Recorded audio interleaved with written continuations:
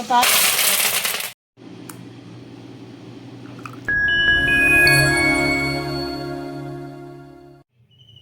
இன்றைக்கி வெண்ணெய் எடுக்கிறது எப்படின்னு பார்க்க போகிறோம். பால் வந்து டெய்லி நாங்கள் 1 லிட்ரு வாங்குவோம். அந்த 1 லிட்ரு பாலை காய்ச்சி ஃப்ரிட்ஜில் வச்சுட்டா மேலே வந்து ஆடை வந்து நல்லா இந்த மாதிரி கெட்டியாக வந்துடும். இன்றைக்கி பால் ஆடை எடுத்து வச்சு நெய் உருக்க போகிறோம். அதுக்கு ஃபஸ்ட்டு வெண்ணெயை எடுத்துக்கிறதுக்காண்டி 1 லிட்ரு பால் டெய்லி வாங்குவோம். அதில் டெய்லி வந்து ஆடையை வந்து எடுத்து வச்சுருவோம். ஆடையை இந்த மாதிரி எடுத்தோம்னு சொன்னால் ஆடையாக வந்துடும். இதை ஃப்ரிட்ஜுக்குள்ளே வச்சிட்டோம்னு சொன்னால் மொத்தமாக சேர்த்து 1 மாதத்துக்கு ஒருக்கா கூட நம்ம வந்து உருக்கலாம். இந்த மாதிரி ஃப்ரிட்ஜுக்குள்ளே வச்சு எடுத்த ஆடை வந்து இந்த அளவுக்கு கெட்டியாக இருக்கும். நம்ம இப்போ கடைஞ்சிட்டு பார்ப்போம். இப்போ மிக்சியில் போட்டு கொஞ்சம் கொஞ்சமாக அடிச்சுக்குவோம். தண்ணி கொஞ்சம் ஊற்றிக்கணும்.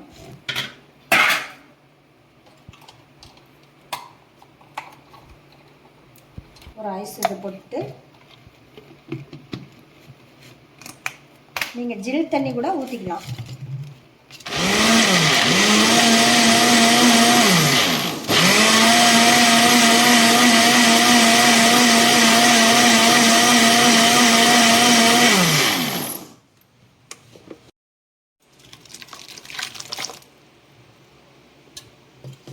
இந்த மாதிரி வெண்ணெய் திரண்டு வெளியில் வந்துடும்.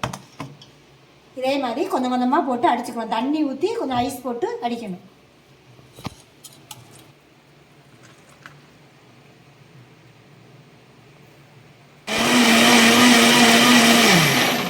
அந்த மாதிரி தண்ணியாக தெரியக்கூடாது. அதில் ஒட்ட பார்த்தாவே தெரியும்.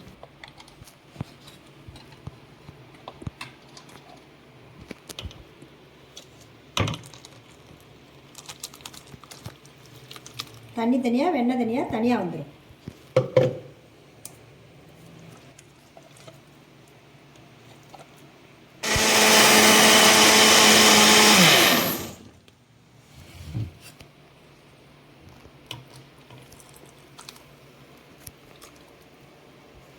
ஆடையை வந்து அப்படியே எடுத்து வச்சுட்டு ஒரு 20 நாளைக்கு ஒருக்க கூட இல்லாட்டி 15 நாளைக்கு ஒருக்க கூட இந்த மாதிரி எடுத்து கடைஞ்சிடலாம். ஐஸ் கட்டி மட்டும் ஐஸ் டியூப் மட்டும் போடுங்க. போட்டு தண்ணி ஊற்றி கொஞ்சம் தண்ணி ஊற்றில நிறையா ஊற்றி இது பண்ணுவோம். அது மாதிரி மிக்ஸி இதுக்காக கழுவுறதுக்கு உங்களுக்கு சிரமமாக இருக்கும். பிசு பிசுன்னு இருக்க மாதிரியே இருக்கும். சுடு தண்ணியை காய வச்சு லேசாக அலசி ஊற்றிட்டிங்கன்னா ஈஸியாக இருக்கும். இந்த மாதிரி இப்படி எடுத்து இப்படி உருட்டுனீங்கன்னா வந்துடும். இது என்னடா 20 நாள் வச்சுருந்து நம்ம இது பண்ணால் வாடை வராதான்னு நினைப்பீங்க. வாடை வராது. இதை வந்து அதே 2 கழுவு இந்த தண்ணியில் போட்டு எடுத்துடணும். பாருங்கள், முதல்ல ஒரு தண்ணியில் போடுறோம். இப்படி தண்ணியில் போட்டால் கரைஞ்செல்லாம் போகாது. இந்த இப்படி மிதக்கும். இதை இன்னொரு தண்ணியில் போடுறோம். இந்த மாதிரி போட்டுட்டு நீங்கள் வந்து இப்படி எடுத்து இந்த மாதிரி இப்படி போட்டிங்கன்னு சொன்னால் இதை வந்து அப்புறம் நம்ம வந்து உருக்கிக்கலாம். எல்லாத்தையும் இதே மாதிரி எடுத்துட்டு உருக்குவோம். இது 1 லிட்ரு பால். 1 லிட்ரு பாலில் எடுத்த ஆடை தான் எப்படின்னா 1 மாதம் எடுத்து வச்சுருக்கோம். அப்போனா 30 லிட்ரு பால் வரும்.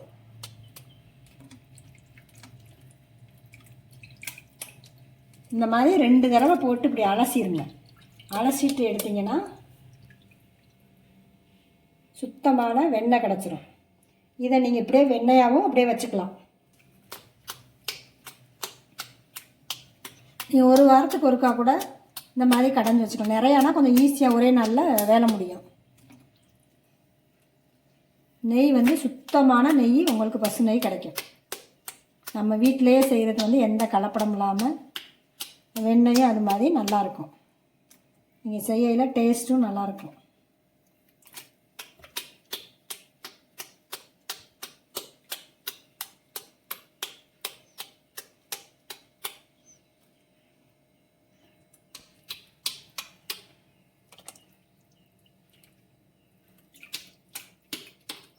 லேசாக அப்படி கையில் வச்சு பந்து மாதிரி இப்படி உருட்டினீங்கன்னா அந்த தண்ணி பூரா வடிஞ்சிரும்.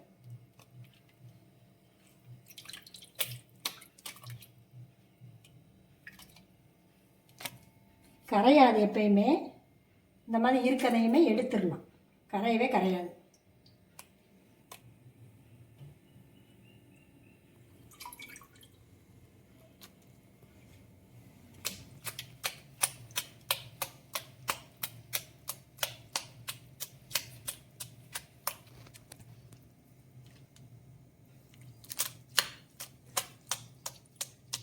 எல்லாத்தையும் இதே மாதிரி எடுத்துட்டு இந்த மாதிரி தண்ணியில் போட்டு 2 தடவை இப்படி அலசிட்டு நீங்கள் வெண்ணெய் வேணாலும் எடுத்து வச்சுக்கலாம், நெய்யாகவும் உரிக்கணும்.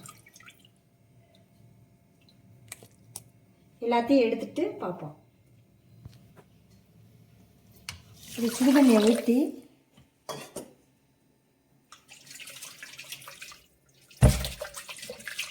சுத்தமாக அப்படியே அலசிட்டிங்கன்னு சொன்னால் இந்த எண்ணெய் பிசுக்கு பூரா போயிடும்.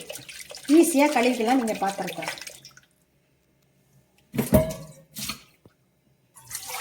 இப்போ பாருங்கள், இப்போ க்ளீனாக போயிடுச்சுன்னு ஈஸியாக நீங்கள் கழுவிக்கலாம். அடுப்பை பற்ற வச்சுக்கலாம்.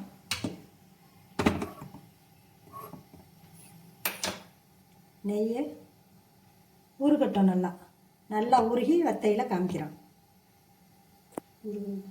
மொத்தமாக இவ்வளோ வெண்ணெய் வந்திருக்கு. இதை உருகி அப்படியே வற்றினோன்னு காமிக்கிறோம். கொஞ்சம் நேரம் வற்றினாவே போதும்.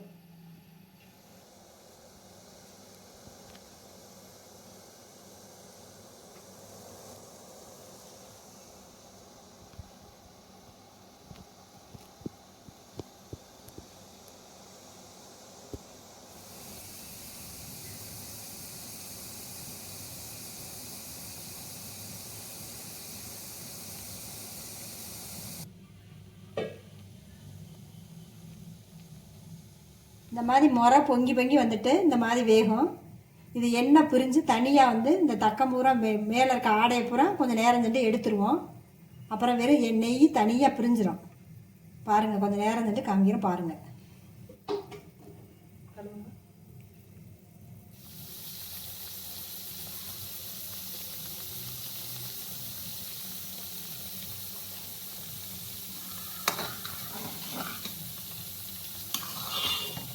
இந்த மாதிரி வரும். கொஞ்ச நேரத்தில் பிரிஞ்சிடும். எண்ணெய் தனியாக, அந்த பால் ஆடை தனியாக கொஞ்சம் பிரிஞ்சிடும். இப்போ பாருங்கள், இந்தளவுக்கு பிரிஞ்சு வரும். இனி அந்த தக்கம் பூரா கீழே அப்படியே நின்றோம். தக்கம் அப்படியே கருப்பு கலரில் கொஞ்சம் கலர் மாறி வரணும். பிரிஞ்சு தனியாக நெய் தனியாக வந்துருச்சு. இப்போ கீழே அந்த தக்கம் தேங்கி நின்றோம். நின்ற பிற்பாட்டை ஆஃப் பண்ணி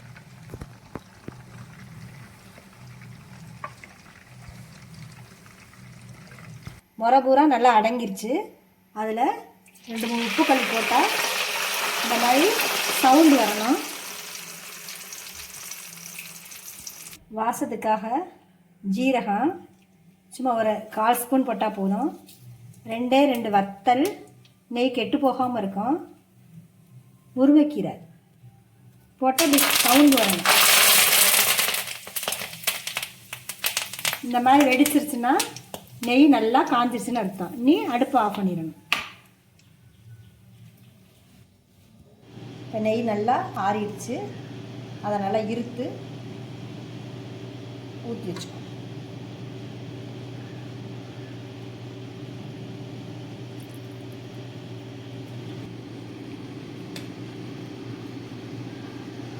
அந்த தக்கம்புறம் நின்றுச்சு. தெளிவான நெய் நம்மளுக்கு கிடச்சிருச்சு.